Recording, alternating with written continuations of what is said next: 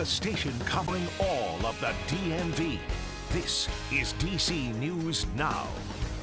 Well, rise and grind DMV, it's Saturday morning, but boy, are we in for a soggy day. Definitely keep it here. We'll have a look at that forecast coming up.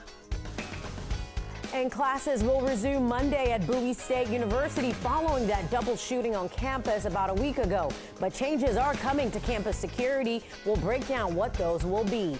And we'll bring you the latest on that war between Israel and Hamas and recap rallies that happened across the district. And we have a preview of some of the booths at the Capitol Arts and Crafts Festival happening this weekend. We'll tell you all about it coming up. But at 6 o'clock straight up, we're going to start looking outside this morning. It is a pretty cool start to your Saturday, but some precipitation is headed our way, people, so be prepared. Good morning, everyone. Thank you so much for joining us on DC News Now. I'm Tosa Fakile. We'll get to our top stories in just a bit, but first, Brittany is here to talk to us about how these clear skies are about to disappear. In a matter of hours, am I right? Yeah, I mean, we are already starting to see the clouds rolling into the DMV as well as a few showers, so definitely get ready for that. Here is a look at radar. Showing you the last few hours here in the nation's capital. This storm system from the west is slowly approaching the DMV. We started to see the increase in clouds as we head into the overnight hours. Now we are tracking some light showers across the eastern panhandle of West Virginia. Portions of northern Virginia starting to creep its way into the district. Hagerstown, you guys also saw some lighter showers early this morning. When we talk about the visibility, it started to go down, especially here in the nation's capital. We're down to 9 miles, 7 miles there in Frederick as well as Winchester. But as you head closer to those mountain counties on those rooftops, we're starting to see them dip down to about 1 to 5 miles per hour. So heading out the door this morning, just make sure you are taking your time. Temperature wise, fairly warm out there. 59 currently in the nation's capital. 55 as you head over there to Frederick as well as Culpeper, lower 50s though as you head along Woodstock as well as Luray. So your breakfast forecast, well, we do have those chances of rain in the forecast as we head through much of your morning. Temperatures though begin to warm up into the upper 50s as we head into that 9 o'clock hour, but highs will be struggling to get out of the lower 60s, and then we're tracking a cool down as we end out your weekend. So definitely keep it here. We'll have a talk about that in just a bit. All right, looking forward to that, Brittany. Thank you. And we begin in Bowie State University, where students will return to class on Monday with enhanced security after that shooting on campus about a week ago. 2 19-year-olds were injured at the school. They're expected to survive. And this weekend, students will notice some of those security changes. Classes were all canceled last week to allow the community heal. Now, this weekend, students will notice added patrols, 24-hour security at campus entries with license plate readers scanning all cars. The guardhouse entry gate will close now at 5 p.m. instead of 11 p.m. The university is considering other measures, including AI weapon detectors and metal detectors in dorms. And a 17-year-old boy from D.C. has been arrested in connection to the mass shooting at Morgan State University. Authorities also have an arrest warrant out for 18-year-old Jovan Williams, also from D.C. and considered armed and dangerous. Officials say neither suspect has ties to Morgan State University. Both will be charged with attempted murder.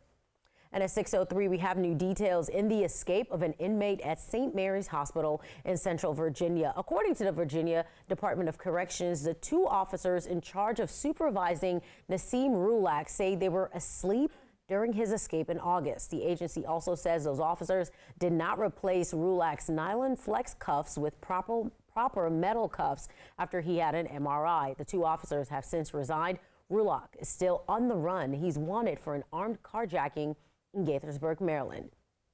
And Fairfax County Police say they're seeing a troubling trend near several different banks in the area. It's called bank jugging, and police say they're not always able to keep up. Now, bank jugging happens when someone watches another person go in and out of a bank. Police say the person who leaves the bank is then followed and robbed. Investigators say there have been several instances this year alone.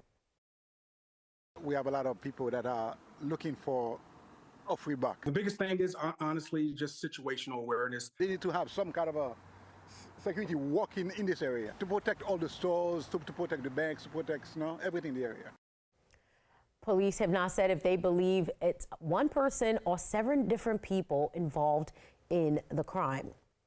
And a reminder that starting today, several metro stations on the blue, orange, and silver lines will be temporarily closed on weekends. As part of a major repair project at the Stadium Armory Station this weekend and next weekend, buses will replace trains between Eastern Market and Minnesota Avenue Benning Road stations. Then, during the first 2 weekends in November, buses will replace blue and silver line trains only, and that's between Stadium Armory and Addison Road stations. Metro says additional weekend closures will be necessary next year. Meanwhile, last week, Metro leaders held a public hearing concerning fare evasion. They say fare jumping costs the system tens of millions of dollars a year. The new bill will also allow officers to give tickets up to $100 in D.C. Your time right now is 6:05. Over to the war between Israel and Hamas. And as that war is entering day 8, scrambling to evacuate more than 1 million people in the northern Gaza Strip, ordered by Israeli military to immediately leave and move towards the south. As it seems, Israel is preparing for a ground offensive. Israel's order caused panic for civilians in Gaza. And according to the AP, this war between Israel and Hamas has claimed more than 3,000 lives on both sides since that surprise attack by Hamas on October 7th. And tens of thousands rallied around the world on Friday, and at D.C.'s Freedom Plaza, hundreds showed up for a Stand with Israel rally. And among those rally goers were local leaders, including D.C. Mayor Muriel Bowser and Maryland Governor Wes Moore. It's been heartwarming, actually, to see and hear the support of our local community, of our, of our leaders, President Biden. And downtown at Franklin Park, pro-Palestine protesters also gathered for a rally. You can see just how huge that crowd was. It was organized by nearly a dozen pro-Palestine groups, including the Palestinian Youth Movement. An end to the occupation and colonization of the land of Palestine. I mean, they're continuing to build settlements in the West Bank. This isn't something new. This has been happening for 75 years. And I think the media is bringing it to light now, but it has been happening, and we just want an end to it. And for the U.S. to also send aid to help the people of Gaza, for them to have electricity, for them to have basic human rights. They don't even look at us as humans. You can tell there is a lot of emotions on both sides, on Israel and Hamas. Well, all the rallies doesn't end yesterday. Today as well, the American Muslims from Palestine will rally again today in solidarity with the Palestinian people. That rally begins at 1 o'clock. It'll be at Lafayette Square on Pennsylvania Avenue and 16th Street Northwest. And of course, the story is developing. We will continue to keep you updated on this war and crisis playing out in the Middle East. Well, coming back here at home, the Maryland Attorney General is suing a Prince George's County private school and its principal for COVID relief fraud. The lawsuit says Metropolitan Washington School and its principal submitted a fraudulent application for pandemic-related aid. Funds were made available, they say, to the schools at the height of the pandemic for emergencies and things like cleaning supplies, PPE equipment, and physical barriers. The principal's application, they say, claimed the school enrolled 600 students, but investigators say the school operates out of residential address and the receipts were forged.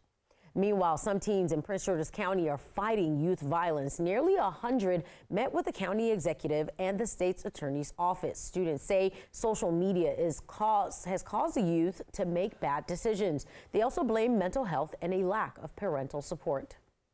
Many of the kids who described really at home a troubling situation where they are really struggling to be heard.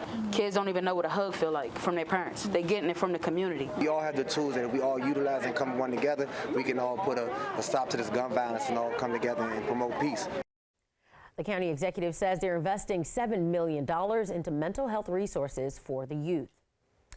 At 6:09, coming up this weekend on Capitol Review, Tasmin Mahfouz sits down with Northern Virginia reporter Max Marcilla as he takes a deeper dive into what's at stake for Virginia's upcoming election. We also talk to D.C. at-large council member Robert White about the crime in the city, Mayor Bowser's leadership, and his plan to fight crime. Here's a quick look at that. You ran against Muriel Bowser for mayor. Now she's facing what some would call a crisis in the district, with crime being up, as we just talked about.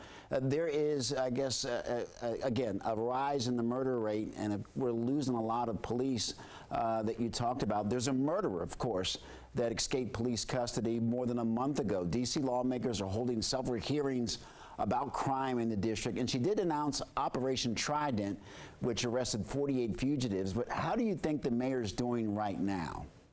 I think everybody in the city agrees that we're not where we need to be on public safety. I would again say it's because we've done a lot of things, but those things have been trying to build on a bad foundation. I think we've got to fix the foundation. I liked what I saw in Operation Trident, partnership with federal officials. That resulted in arrests. But what we know is that people are being arrested, but then they aren't being prosecuted. I believe that a good public safety system holds people accountable and is fair. I don't think we have to choose one or the other. So if people are arrested, but then they're let go because there's problems with the evidence, or if crimes are happening and people can't get through to 911, we're not going to be a safer city, no matter how many tens of millions of dollars we pour in or how many new programs we create. This is such an important election, so let's start there, not just for who's going to control the General Assembly in Richmond, but it'll really be a good indicator to gauge how successful Governor Glenn Youngkin's term will be. Let's start there. What's been happening right now, and really give us an idea of what's at stake for the Republican governor? It's a lot, honestly, and Thizmean, always good to be with you and talk Virginia politics. Look, this is really important for the governor. He is even saying it himself, putting out statements that this is the most important election in the country.